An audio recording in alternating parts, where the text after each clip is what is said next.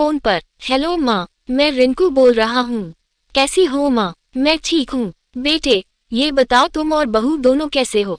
हम दोनों ठीक है माँ, आपकी बहुत याद आती है।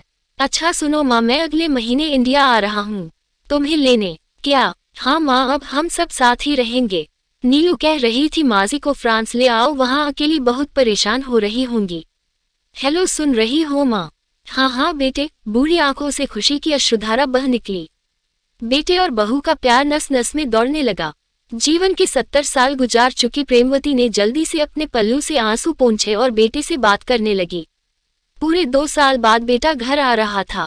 बूढ़ी प्रेमवती ने मोहल्ले भर में दौड़ दौड़ कर ये खबर सबको सुना दी। सभी खुश थे कि चलो बुढ़ापा चैन से बेटे और बहू के साथ गुजर जाएगा। रिंकू अकेला आया था। उसने कहा कि माँ, हमें जल्दी ही वापस जाना है, इसलिए जो भी रुपया पैसा किसी से लेना है वो लेकर रख लो, और तब तक मैं किसी प्रॉपर्टी डीलर से मकान की बात करता हूँ। मकान? माँ ने पूछा। हाँ माँ, अब ये मकान बेचना पड़ेगा, वरना कौन इसकी देखभाल करेगा? हम सब तो अब फ्रांस में ही रहेंगे। बूढ़ी आंखों ने मकान के कोने कोने को ऐसे निहारा जैसे किसी अबोध बच्चे को सहला रही हो। आनन फानन और औने पौने दाम में रिंकू ने मकान बेच दिया। प्रेमवती देवी ने वो जरूरी सामान समेटा जिससे उनको बहुत ज्यादा लगाव था। रिंकू टैक्सी मंगवा चुका था। एयरपोर्ट पहुंचकर रिंकू ने कहा, माँ तुम यहाँ बैठो, मैं अंदर जाकर सामान की जांच और बोर्डिंग और वीजा का काम निपटा लेता हूँ। ठीक है बेटे। प्रेमवती देवी वही पास की बेंच पर बैठ गई। काफी समय बीत चुका था।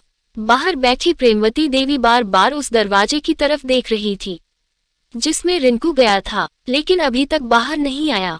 शायद अंदर बहुत भीड़ होगी सोचकर बूढ़ी आंखें फिर से टकटकी लगाए देखने लगती। अंधेरा हो चुका था। एयरपोर्ट के बाहर गहमागहमी कम हो चुकी थी।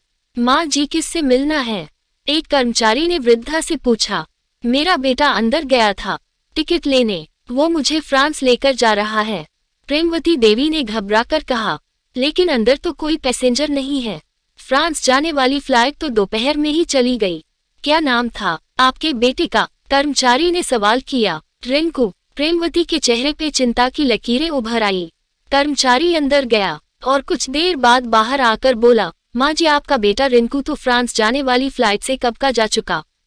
क्या? वृद्धा की आंखों से आंसुओं का सैलाब फूट पड़ा। बूढ़ी माँ का रोम रोम कांप उठा। किसी तरह वापस घर पहुंची, जो अब बिक चुका था। रात में घर के बाहर चबूतरे पर ही सो गई। सुबह हुई तो दयालु मकान मालिक ने एक कमरा रहने को दे दिया।